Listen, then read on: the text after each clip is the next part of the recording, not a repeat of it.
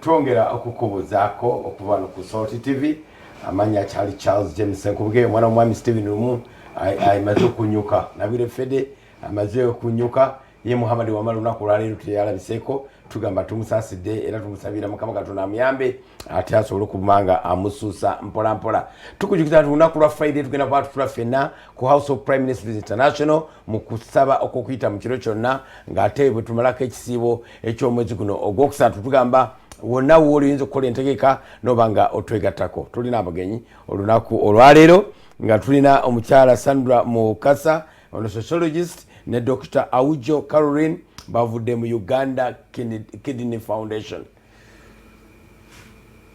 Njagala batubuuzeeko tutandike ne Sandra. Webale nnyo ssebo. Amanya gange nze Sandra Mukasa nkola n'ekitongole kya Uganda Kidney Foundation. Nkola nga sociologist omuntu akwataganya embeera eza bulijjo ayambako abasawo okulaba nti abantu ate babeera bulungi mu mbeera zaabwe eza bulijjo. Say hi to them. Hello listeners and viewers. I'm Dr. Aujo Caroline. I'm a children's kidney doctor. I work in Lago Hospital and also part of the Uganda Kidney Foundation. People who are advocating for kidney health, treating the children, treating the whole population and trying to improve the services for children. Sandra Mukasa, kiri bubi nnyo ekigambo kya kidney kiri bubi nnyo mu Uganda. Scourge mugisena scourge of the kidney disease spares no one. Ibako kyoyogera abantu bamanya batya kidney na problem. Ekigambo kya kidney kiri bubi nnyo ddala mu Uganda. Abantu bangi nnyo balwadde era obulwadde obw'ensigo tebulina gwe buspare nga tebutaliza buli muntu yenna. Abaana balwadde, abakulu balwadde, abanene, abatono, bingi nnyo abantu bangi nnyo balwadde. Era tekiriiko nti oba mu kibuga, ab'omu byalo balwadde, ab'omu bibuga balwadde.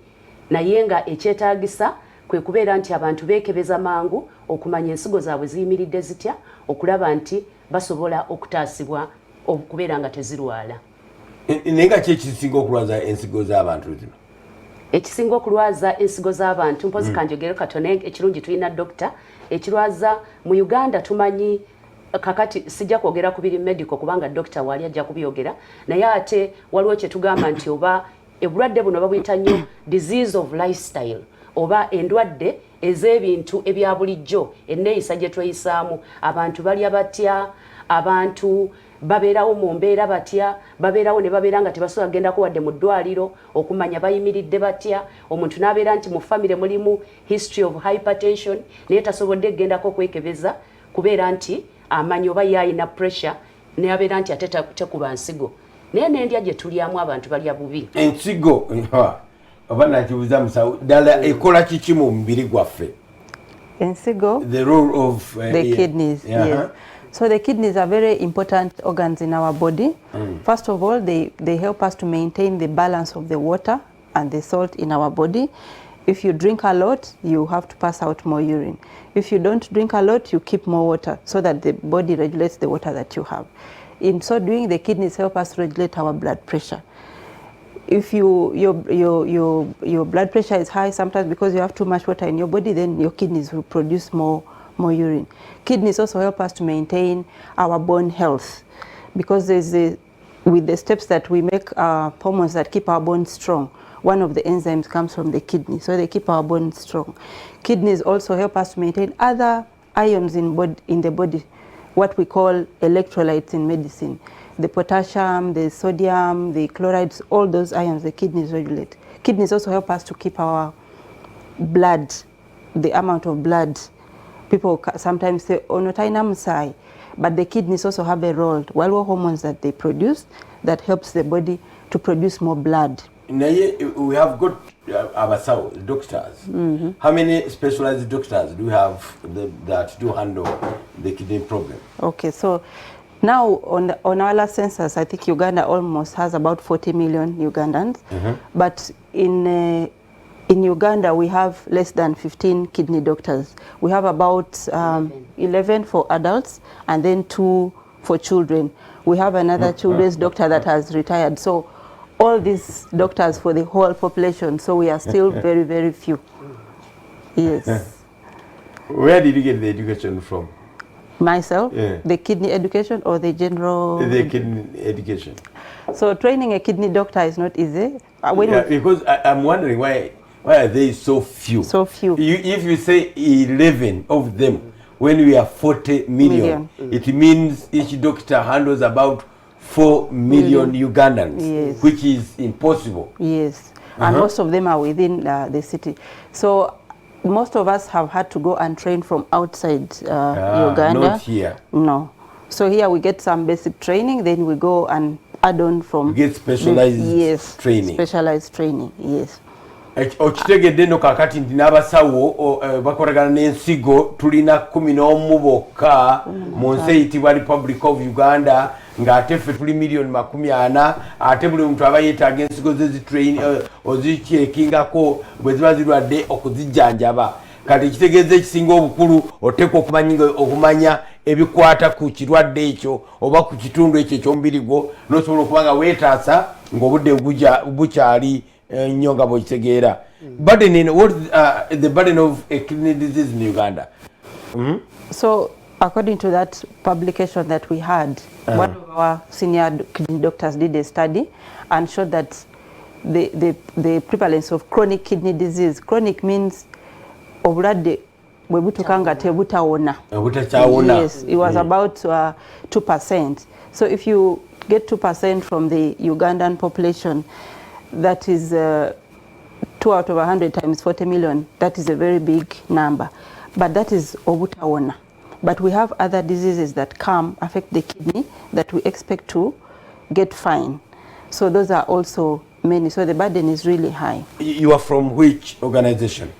Uganda Kidney Foundation. Ekiki ekibaleese wano era mukola ki?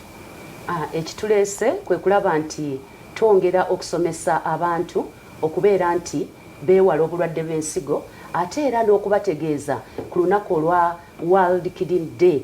Olunaku olwa World Kidney Day lwe tuteeka essira ku bulwadde obw'ensigo okubeera nti tuyimusa eddoboozi nga foundation okulaba nti tusaba abakulembeze baffe okulaba nti bawagira enteekateeka ya foundation okulaba nti ekola empeereza ennungi ey'obujjanjabi mu bantu okutuusa ku bantu katulina nga dialysis abune mu ggwanga. Ekigambo ekyo kiri common nnyo ennaku zino. What's dialysis?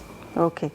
So dialysis in simple terms is a kind of treatment that helps to when the kidney does what? When the kidney has failed to do what? The kidney has failed to clean your blood, clean your body. So the dialysis kind of washes your blood for you to remove the toxins.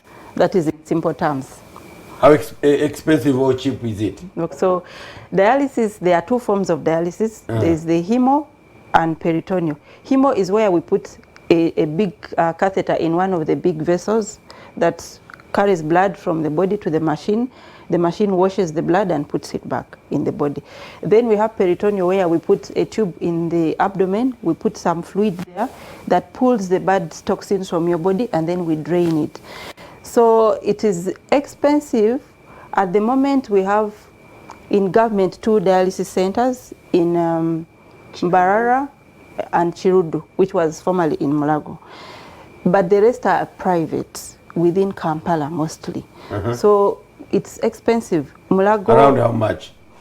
It's about 400. Mulago omuntu yeetaaga emitwalo nga 76 omwezi. Mulago erya government. Erya government. Olirya government zibasema. Ate awo nga consumables weziri. Tulina ze tuyita consumables. Eziyambako okulaba nti dialysis ekola nga bloodline, dialyzers. Bwebibeera webino ebyo biba tebiriiwo. Omuntu aba yeetaaga miliyoni nga 3.6 omwezi okumalako omwezi.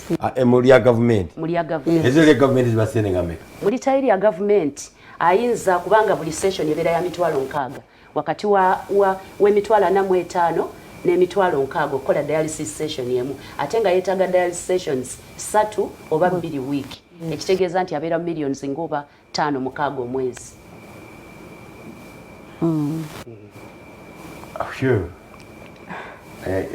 Twebaza control room batulaga ensigo zaffe bwe zibeera kati ziri affected ze zino kiva ku kyensigo z'omuntu okufaanagana bweziti abaali kiki byakulya biki butwa coronavirus what is it? So as Sandra hinted earlier, there are many causes of kidney disease. In Uganda, we look at the adult population. It's mostly conditions like diabetes, high blood pressure. What do we eat? Yes, again, it comes to what we eat, the size of the person if you are obese, and also HIV can affect the kidneys. When you look at the children, the causes are a bit different.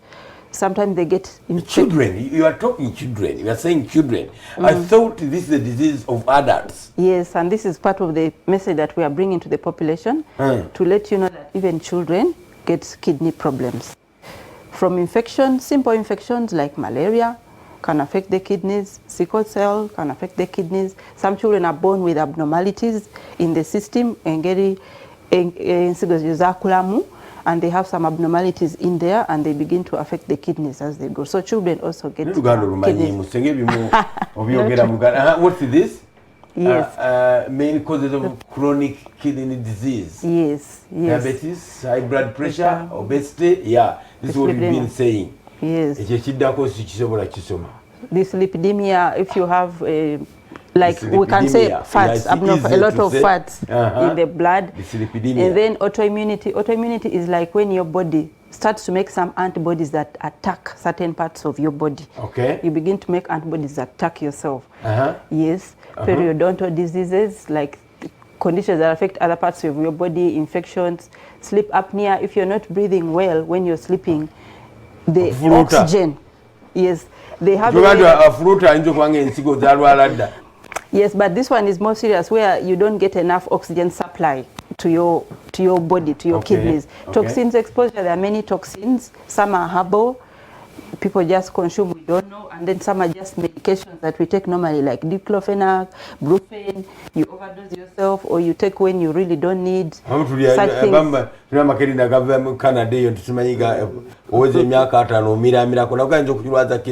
It is possible because we need to know, you need to know what is the ingredient that you're actually swallowing, what about the dose, is it correct, you know, because you can take and it becomes a toxin. A lot of alcohol. Smoking, you are skipping smoking. Yes. Smoking has a way it affects our small blood vessels and then you don't have enough blood supply being delivered to your kidneys. So they can also affect the kidneys. Wewale ebyo byonna byagerako omusawo bwagala obeere ne kidney namu ne bano bavudde mu Uganda Kidney Foundation bajja tubulira soko malayo list eyo. Yes. Excessive alcohol, yeah. Excessive alcohol can affect your liver. Recreational drugs like drugs of abuse that people use. Drug abuse. Cannabis, yes, some of those can affect the kidneys.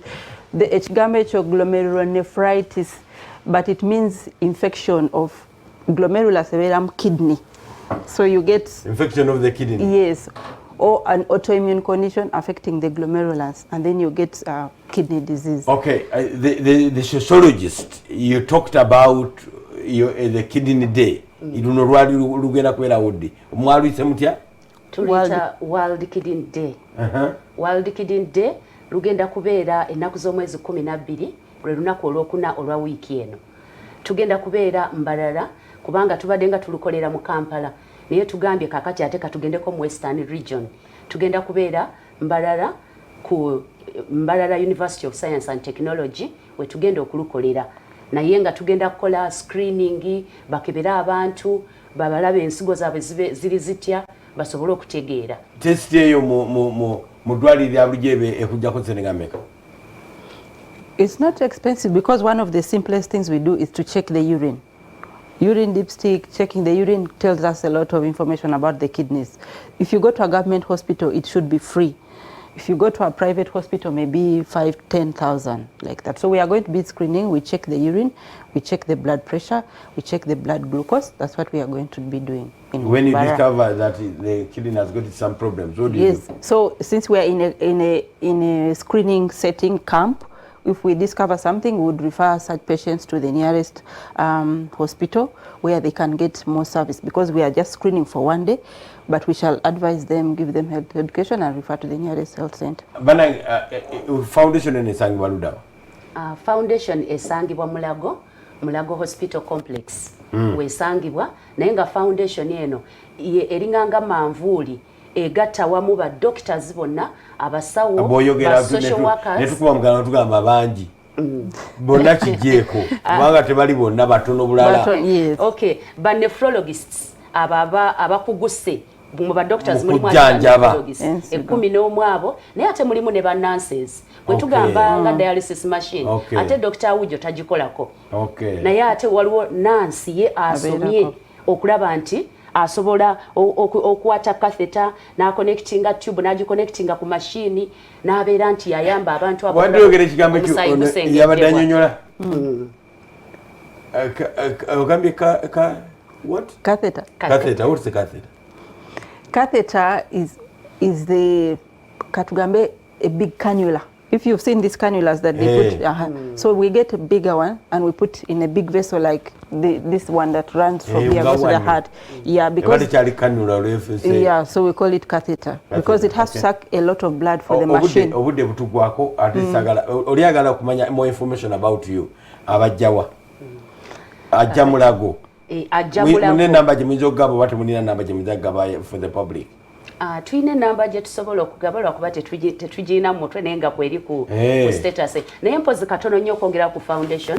Foundation egatta n'abalwadde bonna n'abajjanjabi ba social workers waliwo kati abasomesa ku byemmere ba nutritionists kubanga obulwadde bw'ensigo bwetaaga multidisciplinary approach. Dietitians tetusobola kutunuulira basawo bokka. Mariala control catheter agindageko, is that the one? Not really. Ndabanga yeyo ogambye ekineneko and it goes into the blood vessel. It goes into the blood vessel. Okay.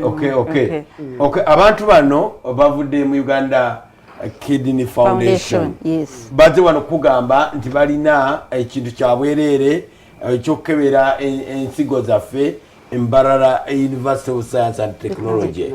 Ennaku z'omwezi nga 12 olunaku lutuuse lwakuna wiiki eno bagenda kuba bakikola kubeererwa omumbarara ne districts ezikweteereddeko awo mutufuna bulungi nnyo kuba tuli ku DSTV tuli ku GoTV tuli ku Azam mutufuna bulungi gamba bannamwe ku Mbarara University ku lunaku olwokuna eri abavu agenda okuva mu Uganda Kidney Foundation bagenda kubakeberera bwerere ozule mbeera n'ebizibu nga temanyi nti kidney zakufaako dda naye ng'oli eyo nakino njagadde tukimanye nti omusaayi okugwozesa ekyuma $5,000,000 omwezi ng'olina omusaayi Yesu agwozereza bwerere togenda kusaba Friday tuna okusaba ku House of Prayer omusumba Lozi y'obujinga ajja kubaayo nnyo ajja kubanga amafuta gajjude genda maaso njagala mulatu okumaliriza mumaliriza akutwale kakati. Yes. So on top of that screaming Luganda tukubagiza abantu tukubiriza abantu always tulabirire ensigo zaffe. Leave the camp is for Thursday.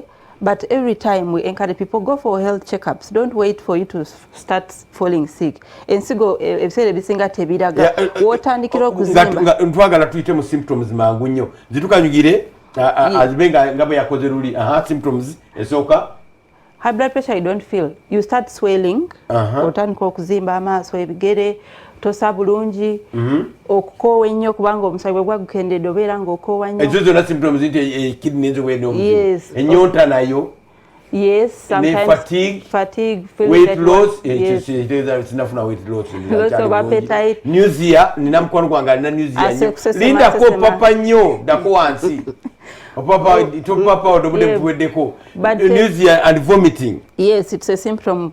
And that is a late symptom when the kidneys have really failed. Yes, it can happen. Yes. From Kampala to Luweero. Yes, but when you don't even have fever, it's not infection, but it's a symptom because toxins zino zitanso kulinya mu musaayi It can bring that. The bad breath in the mouth also because of that toxin called urea. Loss of appetite because you are feeling sick. Waliwo hormones ezijayo appetite. Puffy eyes means swelling of the eyes. Watanikira okuzimba amaaso ebigere, that means that the disease has actually progressed. Itching of the skin also because of urea. Not allergy. This one, the skin will be itchy, dry, you know. Then tea-colored urine, which one of the first signs. Normally, abantu batandikogamba mfuka musaayi, oba omusaayi guli omusulo gulinga chai. You know, that is one of the initial symptoms. Muscle cramps is also because of the electrolytes, like you have little calcium in the body, you feel weak and body pain, some of the symptoms. But even for children, I would like to add a little bit. Sometimes they also don't show the symptoms, but the swelling comes later. Sometimes they get recurrent infection, balalanyo infections, you know, the beta UTIs. Then people think it's malaria, but when there's infection in the kidneys, so we need to also check the urine and see that if there's infection in the kidney, we must do an ultrasound and see that the kidneys are okay.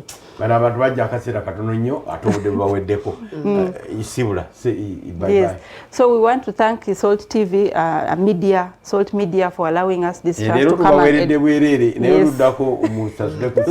yes, we thank you so much for letting us come and tell the public about kidney disease, and we also invite you to come for screening.